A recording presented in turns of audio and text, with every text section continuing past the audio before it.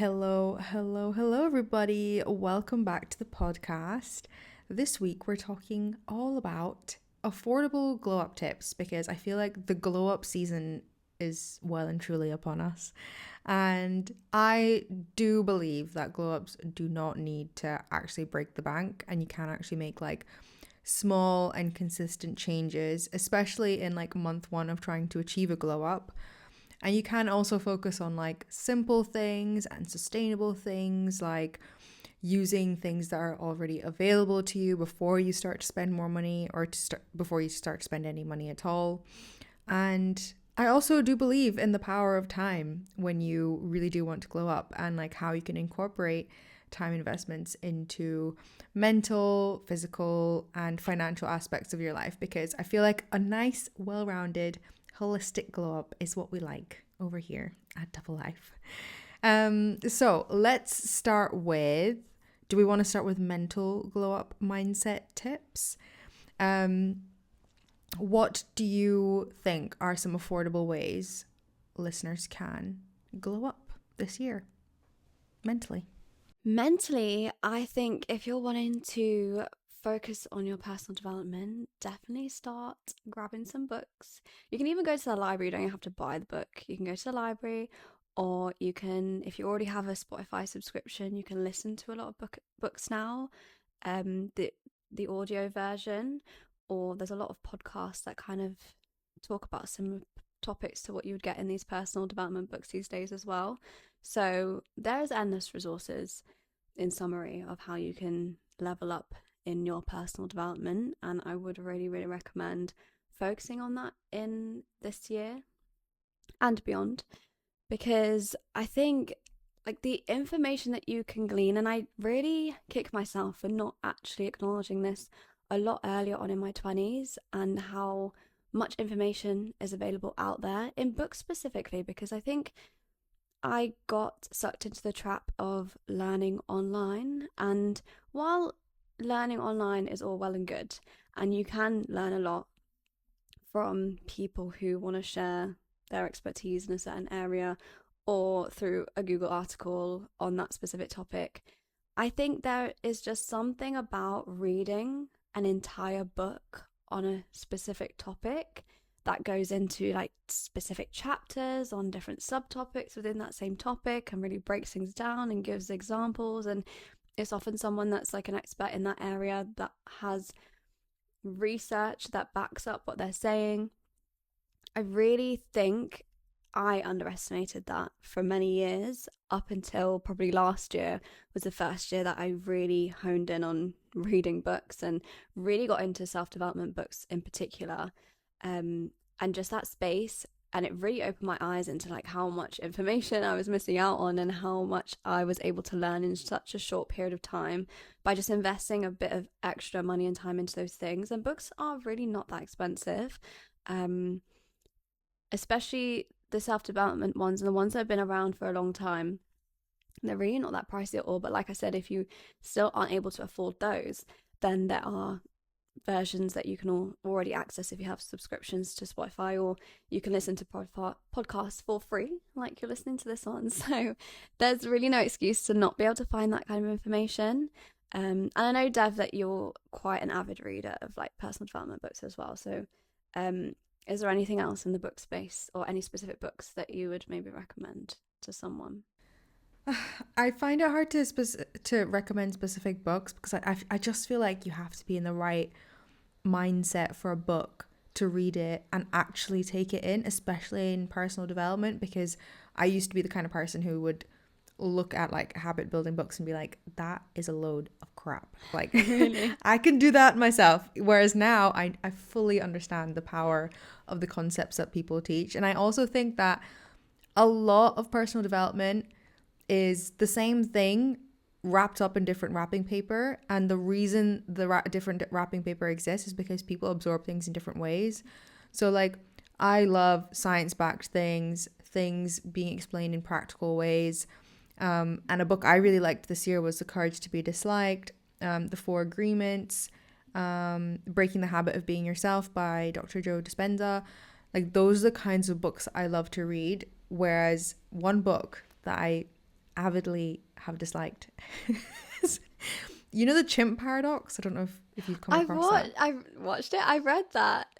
Yeah, so I started reading that, and like I just knew from the first 2 pages, like it just wasn't my type of book. Like I completely understand the concept and the premise behind why it's an important book to read, and there are other books like it that are best suited for someone like me. But for me, I was just like, this whole chimp thing is just irritating me. Like I didn't like it. That is so funny because that book took me the longest to read Really? out of all books I've read last year. I give up on it. Did you? I had to, I'm not even gonna lie, I had to force myself back into like each time I finished a reading session, I would force myself to go back and read just to get to the end because I was so committed to just finishing it because I made a start on it and I'd paid for it. So I was like, well, I'm gonna have to see it through now. But that book was quite painful to get through. Do you know what? By the end, I would say that there's like bits of information that I gleaned through it. It's not my favorite book in the world at all. So I do understand what you're saying, and I totally get the there's a bit of a disconnect between like how they talk in the book and like how you feel in reality. But it also did really explain a lot to me in terms of the way people behave, like the whole idea of the chimp. I'm still a bit like, I'm not fully like convinced. Like I can really see life in that way, like how he's trying to describe as like you being the human and then you having a chimp inside you, and then some people operate from their chimp majority of the time. And I think it's a difficult concept to grasp, and even going through the book, I still really struggled to like fully grasp every single point. But the gist of it, it did help me understand like just human behavior in general, and it did put it in a simplified way, in a sense where people will go through things, then they have these like gremlins that they develop that are stored in their like I guess it's the subconscious. He just doesn't use all the scientific terms, he just uses it, he explains everything in a very simplified way, but then also by doing so overcomplicates it, because I'm like, you could just say subconscious instead of like gremlin or like whatever he talks about. So you have to almost like relearn the terms, because as someone that's like read other books and they all use the same terms, that they all kind of talk about things in a similar way, this book talks about those exact same things but in a very different kind of, I think he's tried to water it down, but then also ended up confusing people at the same time. But I would say overall, like the book did give me a really good understanding of just like how to look at people's behavior differently, and it was specifically helpful for me dealing with a lot of people that operate from their chimp majority of the time. So I think from that point of view, if you are someone that has dealt with a lot of like people that display unhealthy, toxic behaviors, and you're very much confused by that and frustrated by that, and you don't really understand why certain people behave a certain way, I think it's a good book to help you kind of figure that out in your own head, because that's kind of what I took away from it, and it kind of gave me a bit more compassion for other people and how they behave. And it is just a book all about human behavior and how things like your environment and things will affect you and what goes on in your body in a simplified way. But the way it's written is just quite difficult to get a hold of. Yeah, I'm glad we are also on the same page with that, because in my head I was like, oh my god, is this going to be the first thing that we actually don't find the same viewpoint on? But no it isn't. Yeah, so I think that's what I mean by like everything is wrapped, like all the concepts, philosophical concepts, self-improvement concepts, they're all the same. It's just different people write about them in different ways. And you just need to find the authors that really get to you. And like for me, the chimp separation thing, it just didn't work. Like it irritated me more than like taught me anything. So I wasn't able to see that. But for example, with the 4 agreements, he talks a lot about like the ego of the self, and like the ego also comes up in this book that I recently read called The War of Art, which is a book to help you like be more creative, essentially. And in those books, they refer to the ego within you and it almost is kind of like the chimp thing. The chimp Even thing? thinking about the chimp thing, I was like, I can't deal with it. But anyway, that's with reading. I think, yeah, reading is the cheapest, fastest, easiest way to level up your mind, like hands down. And it's something I've struggled to do consistently for years.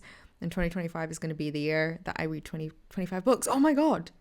It's got to be now. It has to It's got to be. I've just realized, actually, I cannot fail. Anyway. It's motivation in itself. Along with books, I also wanted to say there's this 3-hour long podcast by Naval Ravikant on YouTube that's free to listen to and is friggin' life-changing. So if you want a number 2 way to glow up mentally, go and listen to that podcast. You might be listening to me thinking, 3 hours? Dev, what are you talking about? Just listen to it on double speed, or you don't, just listen to it like 10 minutes a day for a month. You'll be done. So shut up and listen to it and thank me later. Give us some context. What is the... It's about how to improve like your earning power, the decisions you make in life, like how to read better. Like Naval has taught me, like Naval is the reason I'm able to, like, if I dislike a book, I put it down. I don't feel any guilt about it anymore. And he's also the reason that I'm able to treat a book like almost like an experiment. It's like, okay, am I going to like this book?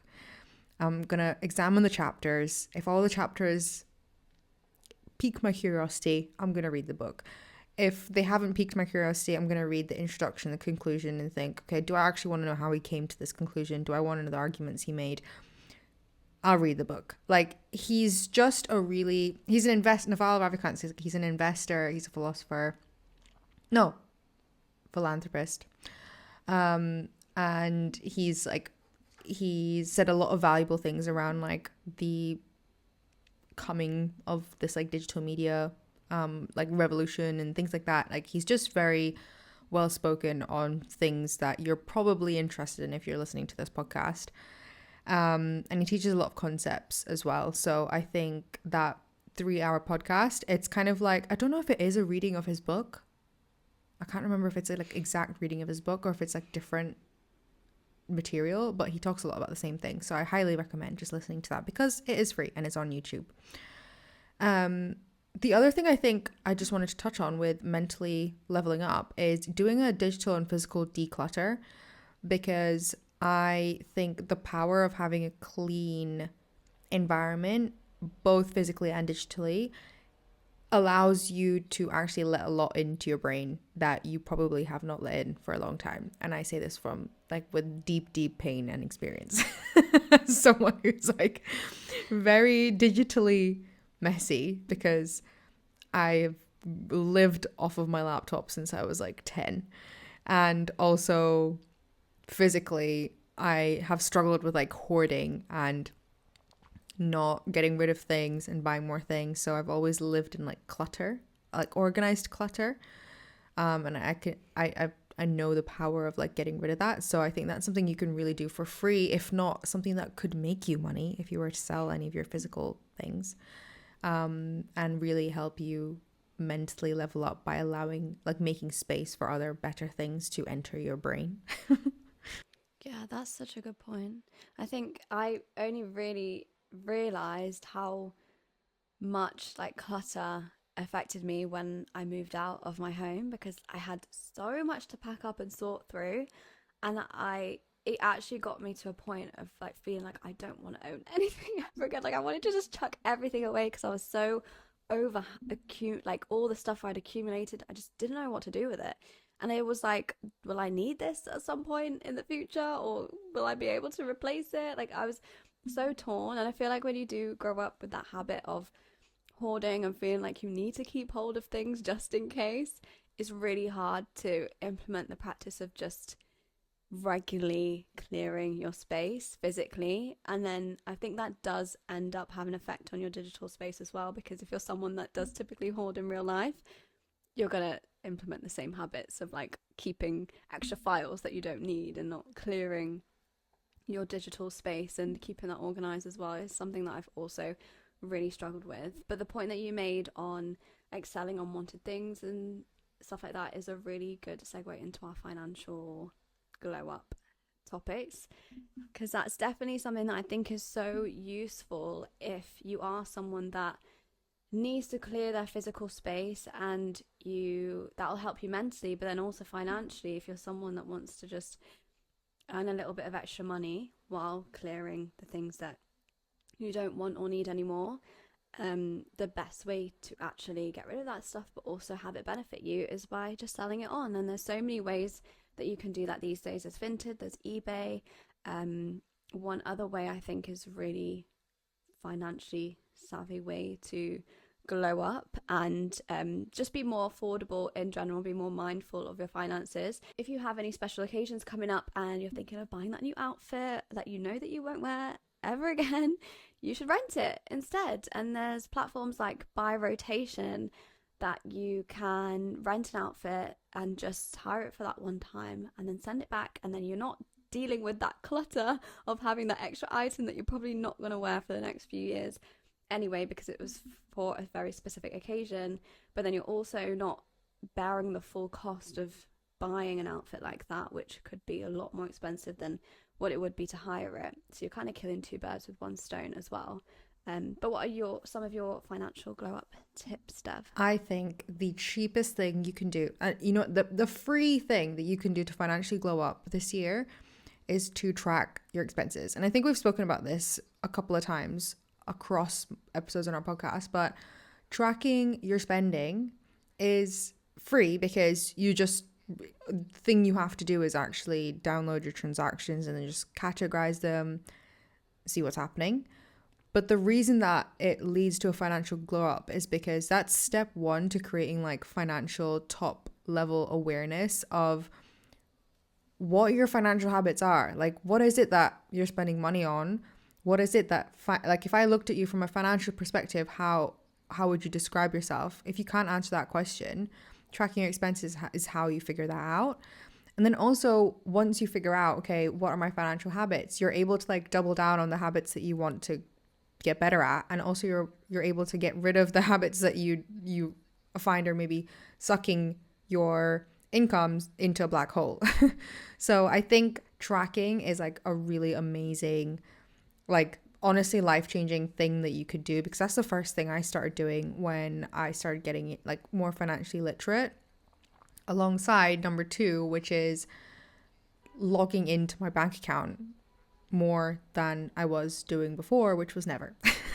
So I think a way to financially glow up is honestly maybe start logging into your bank account and seeing what's in there like once a week or once every 2 weeks. And then you start doing it once a week, then you maybe start doing it once a day, and then maybe you start tracking your transactions. Like, that's a completely free way to start creating that air of financial literacy, financial awareness. If someone were to ask you how much you had in your savings and you were able to give them a to the penny answer, that is such a glow up, because not many people can do that, because there is such a fear and anxiety around your spending and your bank account balance, which is a very valid fear and anxiety to have. I don't want to shame having that fear, because I had that very deep fear once, and anxiety. But getting rid of that is free, and you don't need more money to check your bank balance. You don't need more money to track your transactions. So those are the 2 things that I would say to get started on to financially glow up, because they open the door up to loads of other financial goals down the line. Yeah, I would definitely agree with tracking your expenses, especially because I think if you're not the type of person that keeps track of something like that, it can be very easy for things to go unnoticed in terms of like how much you're actually spending on X thing. And you can very easily assume that you're spending far less than you actually are on certain things, that if you then were to look into it and you realize, oh, okay, in the month I've spent X amount on eating out, or just unnecessary, like not the fixed expenses, all the extra expenses that you have. And then you realize that there's money there that you could have been saving or putting somewhere else, or putting together to put towards something that is like a bigger goal of yours, then you will be much more inclined to be more mindful of it the following month, and it'll just have a domino effect on what you can actually achieve with your money. So even without even increasing your income, you could be improving your finances by tracking them. And like Dev said, that is completely free to do. You can set up your own spreadsheet. You can just download your bank statements. Like, there's no really real need to spend extra money to do a task like that. It will take a bit of time to get used to and kind of understand the numbers, depending on like how many expenses or responsibilities you have financially. But it's a no-brainer. Everyone should be tracking their finances, and especially their expenses that are coming in and out. Do you know how many times like people actually have recurring expenses, like direct debits that they thought that they closed and they actually haven't closed? They're still paying for like subscriptions and things that they don't actually want to be subscribed to, but because they're not like keeping track of like what's going in, what's going out, they're just paying out this money for literally no reason. I just find it crazy because and I have been very obsessed with what's going in and out of my account for years, but I know a lot of people aren't like that, so that's a really good point to raise. One of my other points in terms of financially glowing up is to learn a new skill, and learn a skill that you can monetize. So I'm not talking about hobbies here so much, but I know that there is so many resources online on all kinds of things you can learn. You don't necessarily have to pay for this information these days. A lot of the information comes in the form of YouTube videos, TikTok videos. A lot of people who have been there, done that, love sharing their experience of how they've learned a new skill. And although that you can pay for courses and things, you can equally glean a lot of information for free. It'll just take a little bit longer to get all of the information, but it's possible if you don't have the cash to put up front to like get all that information quickly and summarized for you. So I would always say that that's something very still underrated, I think, as people just assume that to learn a skill it's going to take so long, and then they don't even start, or they just panic before even thinking about just making a start on something like that. I've heard that it takes like 10,000 hours to become an expert at something. And if it takes 10,000 hours to become an expert, surely if you took 5,000 hours and you were like half an expert, you're still going to be able to like monetize that high income skill, right? So 5,000 hours is probably not that long over the course of a year. For example, if you were going to dedicate this year to learning a new skill, you'd probably hit that 5,000 hours soon. I'm going to try and work that out while you talk. Yeah, but the thing is, even so, when it comes to learning a new skill, you only have to have more knowledge than another person to be able to like make money from it. Like, you don't have to be an expert in that area and be able to offer a million one services related to that thing for you to make money off it and monetize it. You just need to know more than the average person to actually then be able to say, oh, I've got some knowledge in this area that you would find useful. And depending on what area it's in, if you're providing a service for someone, if you've gleaned the knowledge and kind of researched how to make a product in a certain area, and then you've gone and done that, whatever it is, by researching, taking that time, you will have more knowledge than the average person on that thing, which means that you have knowledge and skills to leverage to then make money from in the future. So I think people make the assumption that, oh, I have to be an expert in something and I have to know absolutely everything about an area to even bother claiming that I have a skill in something. But that's never the case. That's just a confidence issue. Yeah, that's a limiting belief. Yeah, literally. So I think in 2025 it's definitely something to look into, is learning a new skill. Even if you're someone that works full time, you think you don't even need the extra money, you never know where life could take you. And I think in this day and age where it's so easy to access information, I think it serves you way better to think about what are things you're interested in, what are the things that you could do outside of your 9 to 5 if you had to. Not that you have to start a business now and combine that with your corporate job, but if there is something that you have a slight interest in and you could become someone more knowledgeable in that area, I think it's always better to than not. Look into it more and focus more on gleaning more information in that area and becoming someone a bit more knowledgeable, because there will come a time where you will actually find that really useful and it could benefit you in numerous ways. Maybe even in your actual existing job, you might be able to, I don't know, pitch yourself in a way that you get better promotions, or you work in a different area, or there are so many things that it could help benefit you from a financial standpoint in your existing job, even though you haven't really built a skill in relation to that. Everything I've learned is all linked. Like, even when you work a 9 to 5 job, if you're learning skills outside of that job, you can bring those into work and you can leverage those skills, even if they don't necessarily like strictly align to what you're doing in your day to day. A lot of skills, what they called like soft skills. Yeah, soft skills, high income skills. Yeah, a lot of skills that you can learn are very beneficial to you, but they're not like technical, like based. So they can apply to loads of different scenarios and loads of different industries, and no matter where you're working, it will still be a benefit to you. So if you're in a position where you are working a job that would benefit from you improving your soft skills, that would be a really good thing to hone in on. So then when it comes to promotion times, or when it comes to leveling up in your career, you've already built that foundation for yourself. So aside from the side hustles or just like gaining extra income, learning soft skills in particular, I think is also going to be helpful for your finances later down the line as well. Yeah, I completely agree. And actually, just to add to soft skills that could help you in the future, if you already have a job or you're in a 9 to 5, or actually even if you have a business, I think skills like public speaking and project management type skills, things that are almost like you don't think you need them, but they really help like your visibility, because then they allow you to do things that other people don't necessarily want to do, and then therefore make you a bit more visible. I think those skills almost pay you dividends later on and allow you to financially glow up down the line. Because, for example, you work on your public speaking skills the entirety of this year.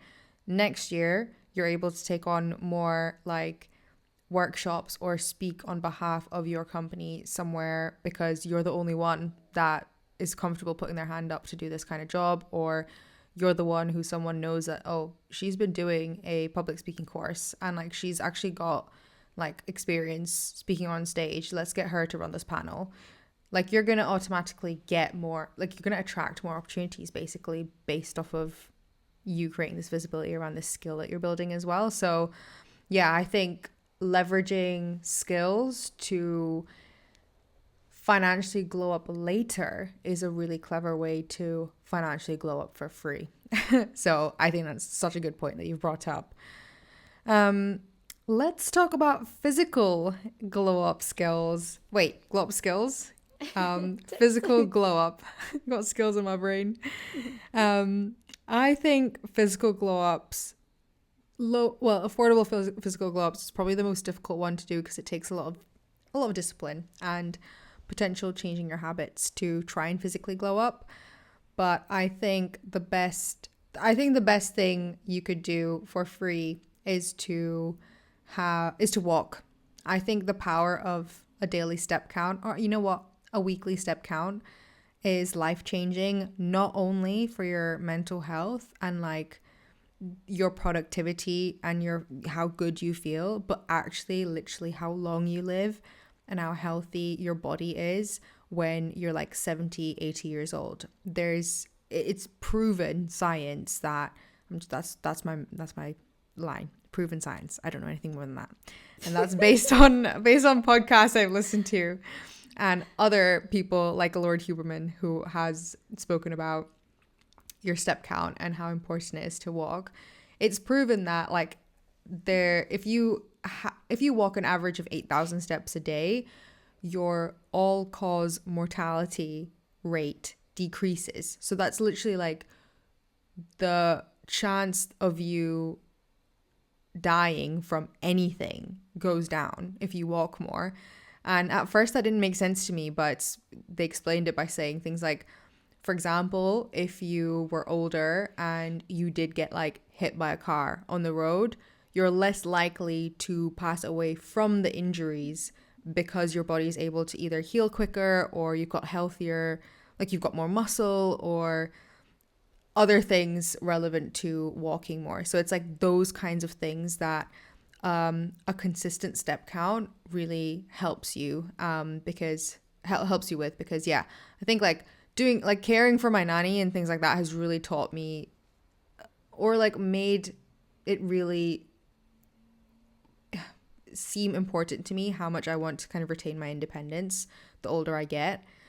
And walking more is not like, it's annoying sometimes when I'm like, it's cold and like I don't want to go outside. But actually, it's not as hard as being like, I need to work out and sweat every day. It's like, no one's telling you to do that. We're just telling you to go out for a 10-minute walk a couple times a day, you know? Yeah. But even with the workouts, like a way to do it for free is do it at home. Like I Yeah. think you don't even have to really go to the gym if you don't want to. You can do everything in the comfort of your own home. Become a Pilates princess. Become someone that, to be honest, there's so many like workouts on YouTube and things that you could do a bit more of a workout and maybe get little bits of equipment. You only really need like a resistance band or Water like bottles. something with a weight on it. It doesn't even have to be an actual weight. Um, so you could do things at home to keep your fitness levels up and work out a bit more as well for free if you didn't want to invest in a membership. And if you're wanting to physically glow up without the price tag attached to it. But yeah, the walking is the most free of all because you literally, all you need is your legs and you can go wherever you want. That rounds up this episode quite nicely. I feel like we've covered a lot of nice topics and tips for you to be able to glow up and also look and feel better this year on a really low budget, if not no budget at all.